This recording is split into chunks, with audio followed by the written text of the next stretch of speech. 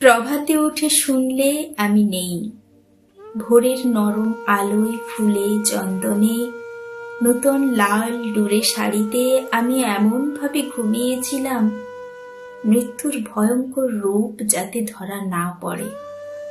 তোর মনে হলো মৃত্যু সুখ সত্যির মতো প্রশস্ত ও মনোহর। তোর তখন কত বয়স হবে? 14। এক ঘরে থাকলেও আমি অসুস্থ ছিলাম বলে তোর পৃথক বিছানা, পরে তেতলার অন্তঃপুরে আমার স্থান হলো। তুই তো আমার কাছে আমার আঁচলের তলায় মানুষ হলি না।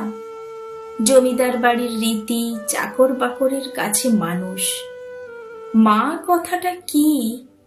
মায়ের আঁচলের কোলে কতটা উত্তাপ আছে, কত গভীর দ্বিধি আছে তুই জানলি না।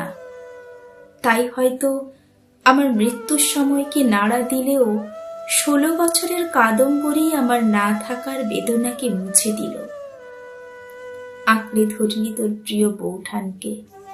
বট যেমন তার ছায়াকে নিয়ে থাকে, সেও তো জমিদার বাড়ির খাঁচা থেকে নিজেকে হইয়ে দিল। তুই কাদম্বরীর মধ্যে কাকে খুঁজতিস? যত বড় হতে থাকলি আমাকে খ্যাপার মতো খুঁজতিস। বেলফুলের কোমল কুড়ি তোর কপালে ছোঁয়াতিস আর ভাবতিস আমি তোর কপালে। যত বড় হচ্ছিস তত তুই শিশু, কখনো শিশু ভোলানাথ। তুই তুই কাকে খুঁজতিস মেঘের মধ্যে? ভোরের আলোয় সন্ধে নামলে কোনো সময় বীরপুরুষ হয়ে আমাকে নিয়ে পালকি করে বিদেশ ঘুরে আবার 7 রাজার ধন মানিক জোড়া কৌটো করে নিয়ে আসতিস। কোনো সময় আবার আমার উপর অভিমান করে বলতিস, খোকাকে তোর কোলে নিবি না গো? যে মা তোর জন্ম দেওয়া ছাড়া কিছুই করল না, তুই সেই মাকে নিয়ে লিখলি।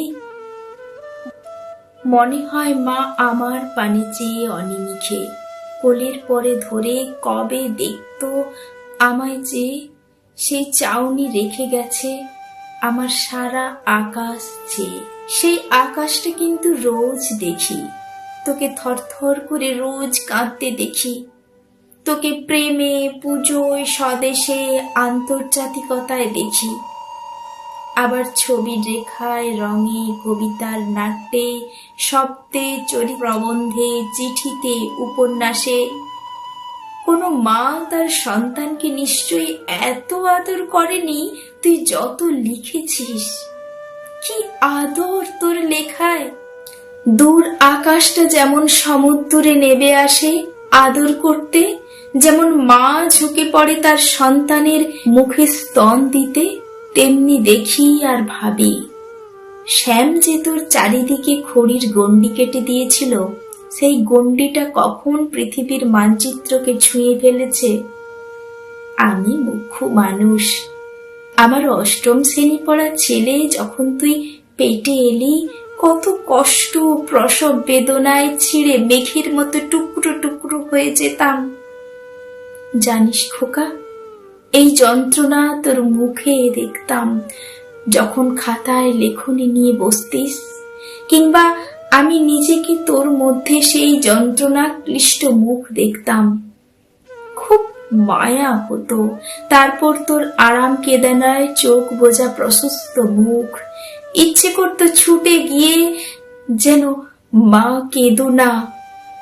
মায়ের বুকের ভেতর যে অবাধ ঘুমোতে পারল না, ভয় পেয়ে মায়ের বুকে আশ্রয় নিতে পারল না, সে নিজে এত ভালো মা কি করে হতে পারল?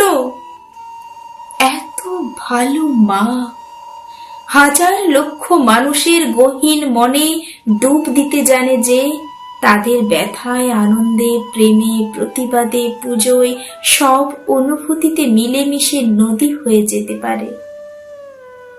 রবি, রবি, তুই আমার থেকেও ভালো মা। আমি তো তোর মা, তুই সারা পৃথিবীর মা, সারা পৃথিবীর মা, শেষ আশ্রয়।